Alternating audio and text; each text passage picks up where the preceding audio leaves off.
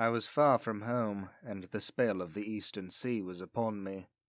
In the twilight I heard it pounding on the rocks, and I knew it lay just over the hill where the twisting willows writhed against the clearing sky and the first stars of evening.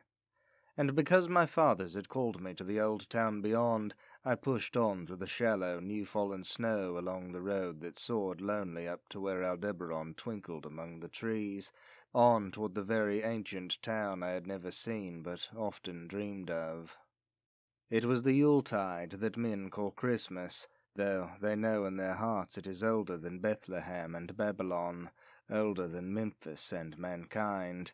It was the Yule-tide, and I had come at last to the ancient sea-town where my people had dwelt and kept festival in the elder time, when festival was forbidden, where also they had commanded their sons to keep festival once every century, that the memory of primal secrets might not be forgotten. Mine were an old people, and were old even when this land was settled 300 years before, and they were strange because they had come as dark and furtive folk from southern gardens of orchids, and spoken another tongue before they learnt the tongue of the blue-eyed fishes, and now they were scattered and shared only the rituals of mysteries that none living could understand. I was the only one who came back that night to the old fishing town as legend bade, for only the poor and lonely remember. Then, beyond the hill's crest, I saw Kingsport outspread frostily in the gloaming, snowy Kingsport with its ancient vanes and steeples, ridge-poles and chimney-pots, wharves and small bridges, willow trees and graveyards, endless labyrinths of steep, narrow, crooked streets, and dizzy, church-crowned central peak that time durst not touch, ceaseless mazes of colonial houses, piled and scattered at all angles and levels like a child's disordered blocks, antiquity hovering on grey wings over winter-whitened gables and gambrel roofs, fan-lights and small-paned windows one by one gleaming out over the cold dusk to join Orion and the archaic stars, and against the rotting wharves the sea pounded, the secretive, immemorial sea out of which the people had come in elder time. Beside the road at its crest a still higher summit rose, bleak and windswept, and I saw that it was a burying-ground where black gravestones stuck ghoulishly through the snow like the decayed fingernails of a gigantic corpse. The printless road was very lonely, and sometimes I thought I heard a distant, horrible creaking as of a gibbet in the wind. They had hanged 4 kinsmen of mine for witchcraft in 1692, but I did not know just where. As the road wound down the seaward slope, I listened for the merry sounds of a village at evening, but did not hear them. Then I thought of the season, and felt that these old Puritan folk might well have Christmas customs strange to me, and full of silent hearthside prayer. So after that I did not listen for merriment or look for wayfarers, but kept on down past the hush-lighted farmhouses and shadowy stone walls to where the signs of ancient shops and sea-taverns creaked in the salt breeze, and the grotesque knockers of pillared doorways glistened along deserted, unpaved lanes in the light of little curtained windows. I had seen maps of the town and knew where to find the home of my people. It was told that I should be known and welcomed, for village legend lives long. So I hastened through Back Street to Circle Court, and across the fresh snow to the one full flagstone pavement in town, to where Green Lane leads off behind Market House. The old maps still held good, and I had no trouble, though at Arkham they must have lied when they said the trolleys ran to this place, since I saw not a wire overhead. Snow would have hid the rails in any case. I was glad I had chosen to walk, for the white village had seemed very beautiful from the hill, and now I was eager to knock at the door of my people, the 7th house on the left in Green Lane, with an ancient peaked roof and jutting second story, all built before 1650. There were lights inside the house when I came upon it, and I saw from the diamond window panes that it must have been kept very close to its antique state. The upper part overhung the narrow grass-grown street and nearly met the overhanging part of the house opposite, so that I was almost in a tunnel, with the low stone doorstep wholly free from snow. There was no sidewalk, but many of the houses had high doors reached by double flights of steps with iron railings.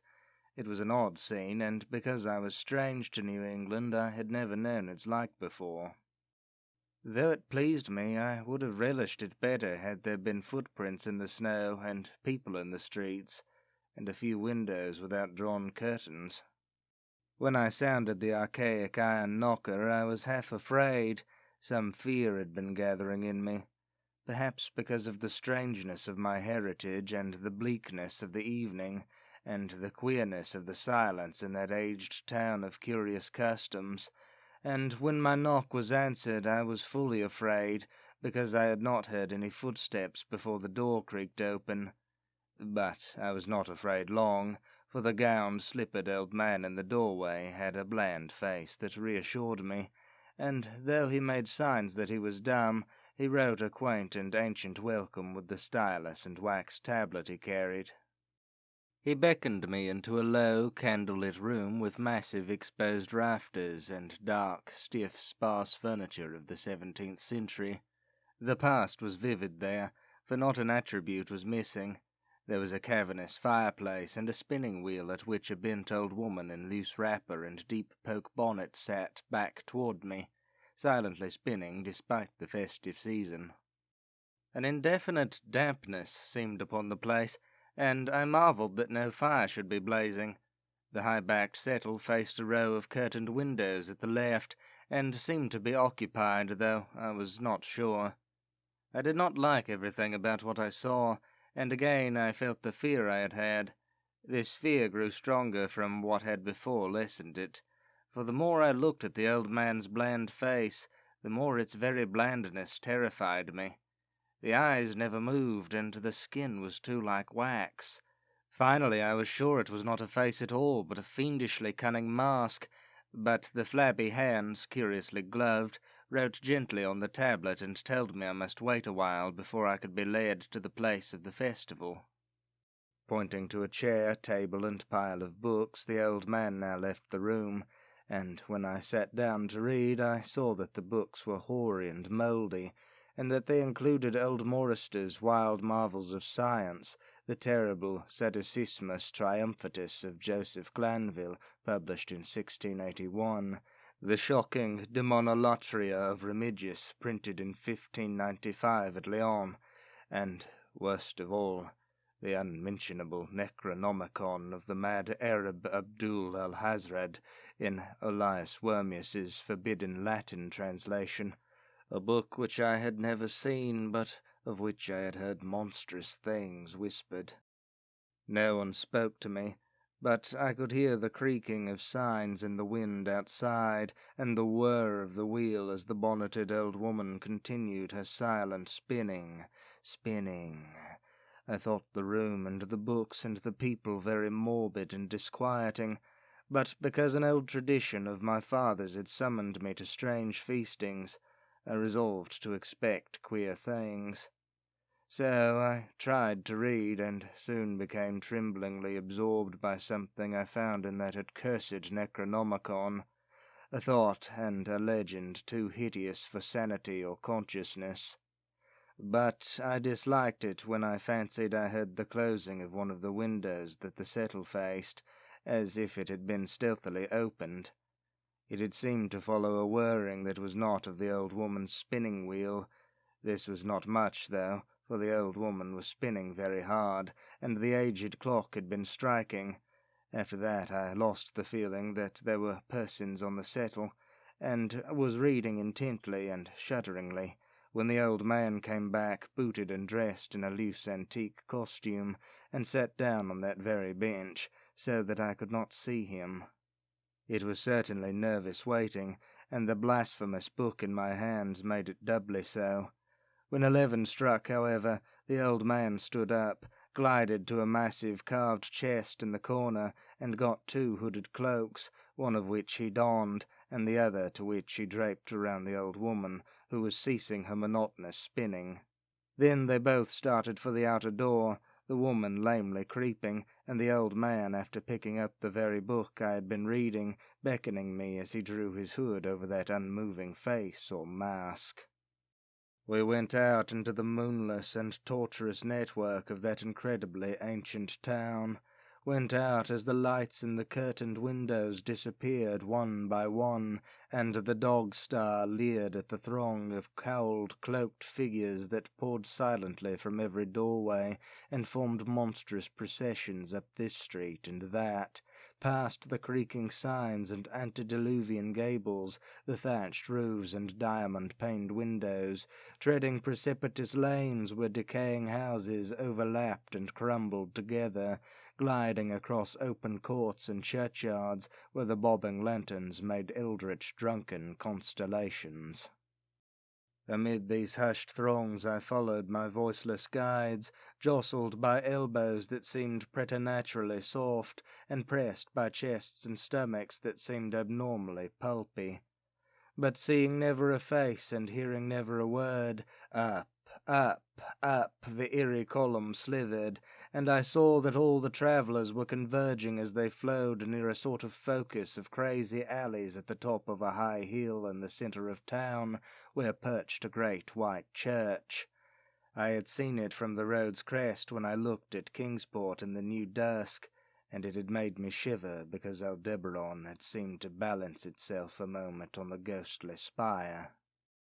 There was an open space around the church, partly a churchyard with spectral shafts, and partly a half-paved square swept nearly bare of snow by the wind, and lined with unwholesomely archaic houses, having peaked roofs and overhanging gables. Death fires danced over the tombs, revealing gruesome vistas, though queerly failing to cast any shadows. Past the churchyard, where there were no houses, I could see over the hill's summit and watch the glimmer of stars on the harbour, though the town was invisible in the dark. Only once in a while a lanthorn bobbed horribly through serpentine alleys on its way to overtake the throng that was now slipping speechlessly into the church. I waited till the crowd had oozed into the black doorway, and till all the stragglers had followed. The old man was pulling at my sleeve, but I was determined to be the last. Then finally I went, the sinister man and old spinning woman before me. Crossing the threshold into that swarming temple of unknown darkness, I turned once to look at the outside world as the churchyard phosphorescence cast a sickly glow on the hilltop pavement, and as I did so I shuddered, for though the wind had not left much snow, a few patches did remain on the path near the door, and in that fleeting backward look, it seemed to my troubled eyes that they bore no mark of passing feet, not even mine. The church was scarce lighted by all the lanterns that had entered it, for most of the throng had already vanished. They had streamed up the aisle between the high white pews to the trapdoor of the vaults which yawned loathsomely open just before the pulpit, and were now squirming noiselessly in. I followed dumbly down the foot-worn steps into the dank, suffocating crypt. The trail of that sinuous line of night marchers seemed very horrible, and as I saw them wriggling into a venerable tomb, they seemed more horrible still. Then I noticed that the tomb's floor had an aperture down which the throng was sliding, and in a moment we were all descending an ominous staircase of rough-hewn stone, a narrow, spiral staircase, damp and peculiarly odorous, that wound endlessly down into the bowels of the hill past monotonous walls of dripping stone blocks and crumbling mortar. It was a silent, shocking descent, and I observed after a horrible interval that the walls and steps were changing in nature, as if chiselled out of the solid rock. What mainly troubled me was that the myriad footfalls made no sound and set up no echoes. After more aeons of descent, I saw some side passages or burrows leading from unknown recesses of blackness to this shaft of nighted mystery. Soon they became excessively numerous, like impious catacombs of nameless menace, and their pungent odour of decay grew quite unbearable. I knew that we must have passed down through the mountain and beneath the earth of Kingsport itself, and I shivered that a town should be so aged and maggoty with subterraneous evil.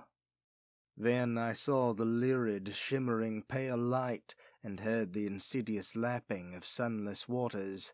Again I shivered, for I did not like the things that the night had brought, and wished bitterly that no forefather had summoned me to this primal rite. As the steps and the passage grew broader, I heard another sound, the thin, whining mockery of a feeble flute, and suddenly there spread out before me the boundless vista of an inner world, a vast fungus shore litten by a belching column of sick greenish flame, and washed by a wide oily river that flowed from abysses frightful and unsuspected to join the blackest gulfs of immemorial ocean.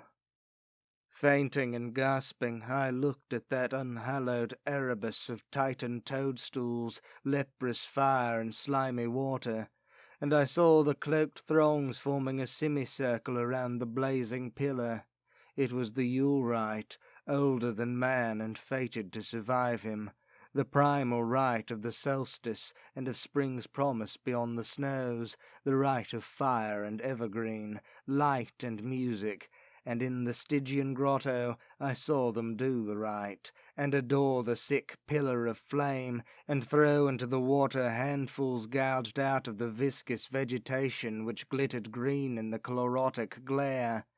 I saw this, and I saw something amorphously squatted far away from the light, piping noisomely on a flute, and as the thing piped, I thought I heard noxious, muffled flutterings in the fetid darkness, where I could not see, but what frightened me most was that flaming column, spouting volcanically from depths profound and inconceivable, casting no shadows as healthy flame should, and coating the nitrous stone above with a nasty, venomous verdigris.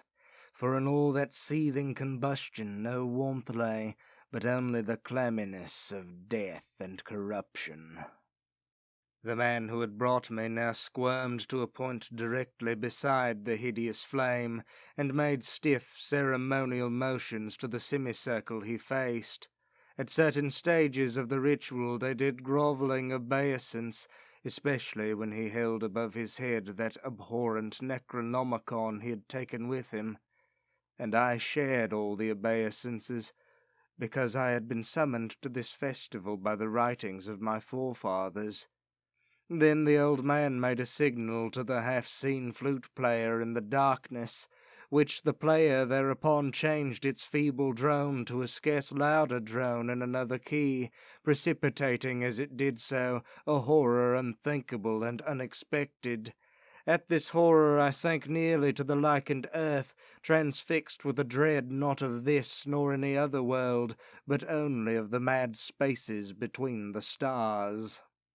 Out of the unimaginable blackness beyond the gangrenous glare of that cold flame, out of the Tartarian leagues through which that oily river rolled uncannily, unheard and unsuspected, there flopped rhythmically a horde of tame, trained, hybrid, winged things that no sound eye could ever wholly grasp, or sound brain ever wholly remember. They were not altogether crows, nor moles, nor buzzards, nor ants, nor vampire bats, nor decomposed human beings, but something I cannot and must not recall. They flopped limply along, half with their webbed feet and half with their membranous wings, and, as they reached the throng of celebrants, the cowled figures seized and mounted them, and rode off one by one along the reaches of that unlighted river into pits and galleries of panic where poison springs feed frightful and undiscoverable cataracts. The old spinning woman had gone with the throng, and the old man remained only because I had refused when he motioned me to seize an animal and ride it like the rest. I saw when I staggered to my feet that the amorphous flute-player had rolled out of sight, but that two of the beasts were patiently standing by. As I hung back, the old man produced his stylus and tablet, and wrote that he was the true deputy of my fathers, who had founded the Yule worship in this ancient place, that it had been decreed that I should come back, and that the most secret mysteries were yet to be performed. He wrote this in a very ancient hand, and when I still hesitated, he pulled from his loose robe a seal ring and watch, both with my family arms to prove that he was what he said. But it was a hideous proof, because I knew from old papers that that watch had been buried with my great-great-great-great-grandfather in 1698. Presently the old man drew back his hood and pointed to the family resemblance in his face. I only shuddered, because I was sure that the face was merely a devilish waxen mask. The flopping animals were now scratching restlessly at the lichens, and I saw that the old man was nearly as restless himself.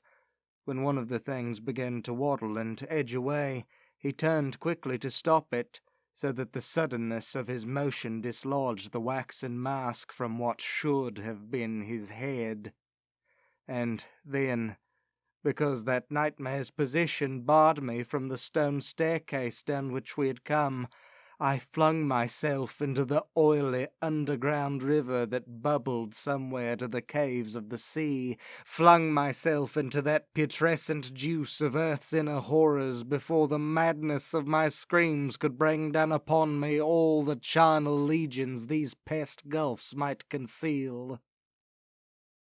At the hospital they told me I had been found half frozen in Kingsport harbour at dawn, clinging to the drifting spar that accident sent to save me. They told me I had taken the wrong fork in the hill road the night before, and fallen over the cliffs at Orange Point, a thing they deduced from the prints found in the snow. There was nothing I could say, because everything was wrong.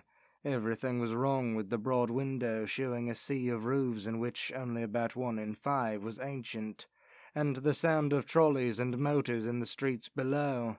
They insisted that this was Kingsport, and I could not deny it. When I went delirious at hearing that the hospital stood near the old churchyard on Central Hill, they sent me to St. Mary's Hospital in Arkham, where I could have better care. I liked it there, for the doctors were broad-minded, and even lent me their influence in obtaining the carefully sheltered copy of Alhazred's objectionable Necronomicon from the library of Miskatonic University.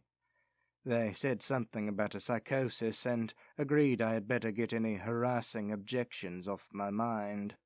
So I read again that hideous chapter, and shuddered doubly, because it was indeed not new to me. I had seen it before.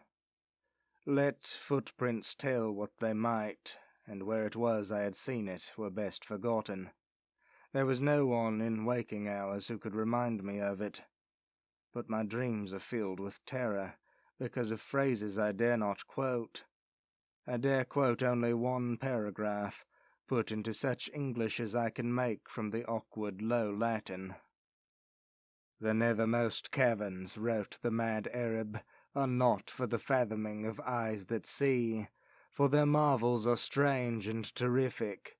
Cursed the ground where dead thoughts live new and oddly bodied, and evil the mind that is held by no head. Wisely did Ibon Shakabau say that happy is the tomb where no wizard hath lain, and happy is the town at night whose wizards are all ashes. For it is of old rumour that the soul of the devil-bot hastes not from his charnel clay, but fats and instructs the very worm that gnaws, till out of corruption horrid life springs, and the dull scavengers of earth wax crafty to vex it, and swell monstrous to plague it. Great holes secretly are digged where earth's pores ought to suffice, and things have learnt to walk that ought to crawl."